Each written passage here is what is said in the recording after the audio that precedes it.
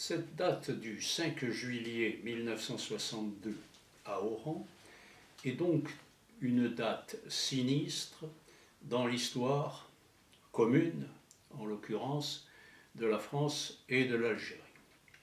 Et voici pourquoi.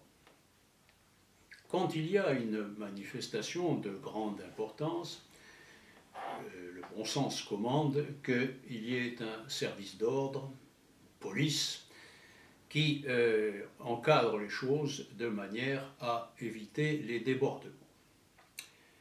Y a-t-il une police du FLN, une police algérienne ce jour-là, puisque, rappelons-le brièvement, le pays était devenu indépendant? Eh bien, il y en avait, mais de manière très insuffisante. La police, en effet, française n'est plus en fonction. Elle a, pour la plupart de ses membres, quitté même l'Algérie, et en passant le relais, si l'on peut dire, à un certain nombre de policiers algériens qui ont été recrutés sur la base de dossiers qui furent présentés par le FLN lui-même. Il s'agit des fameux ATO. ATO, cela signifie auxiliaire temporaire occasionnel. Or, ces hommes qui sont censés être des policiers et maintenir l'ordre vont être parmi, au contraire, ceux qui vont se livrer aux pires exactions. Revenons un petit peu en arrière. À 11h30, une fusillade éclate. Quelle est l'origine de cette fusillade? Eh bien, il y a très peu d'historiens qui peuvent prétendre y voir clair.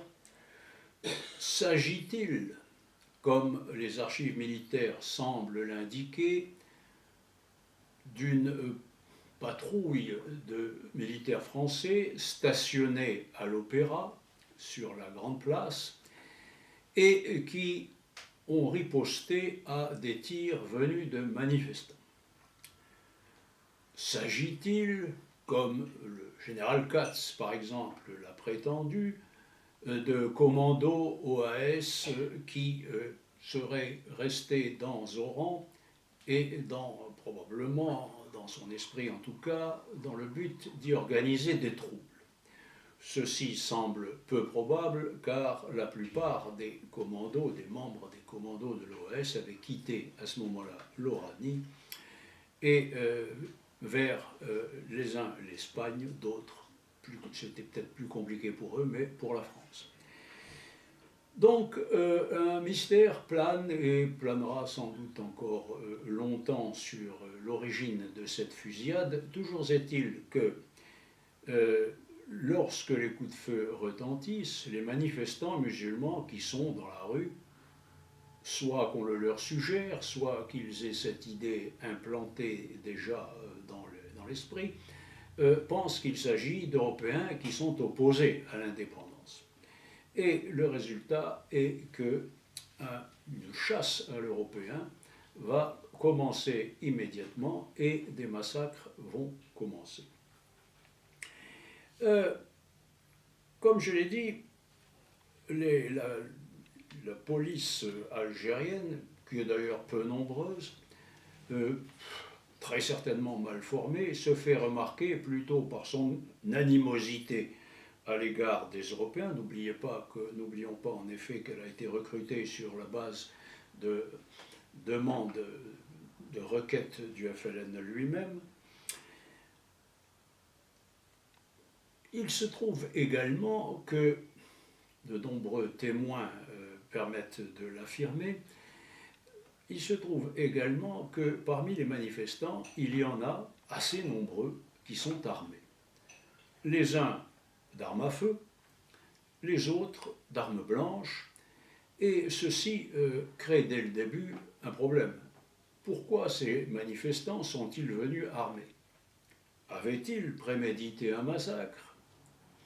Malheureusement, ce n'est pas à écarter, car depuis plusieurs jours, la radio du FLN, les émissions du FLN dans les quartiers musulmans poussaient à une certaine excitation, exaltant l'indépendance, exaltant la victoire sur les fascistes, des choses de ce genre, si bien que la chaleur aidant, le climat méditerranéen aidant, une certaine excitation règne dans cette foule.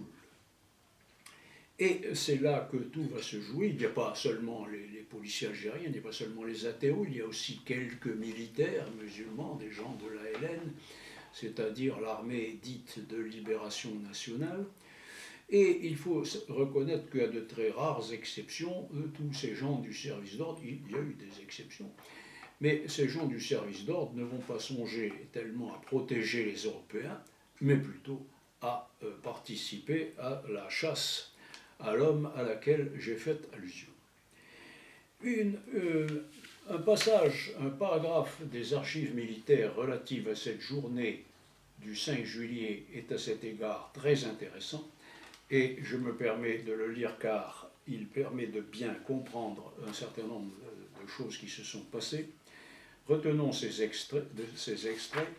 Ils sont du dossier 1H 3206. De très nombreux civils sont armés. C'est un lieutenant qui est dans un commandant, chef d'escadron, Favreau, commandant la 452e GA, qui précise: les ATO et l'ALN, chaque groupe travaillant pour son compte, sont incapables de les empêcher d'arrêter les Européens. De les empêcher, c'est-à-dire d'empêcher les manifestants d'arrêter les Européens, de piller leurs biens et souvent de les lyncher. Les ATO sont plus dangereux qu'utiles. Et il ajoute: ils semblent en grande partie responsables de l'aggravation des incidents qui ont eu lieu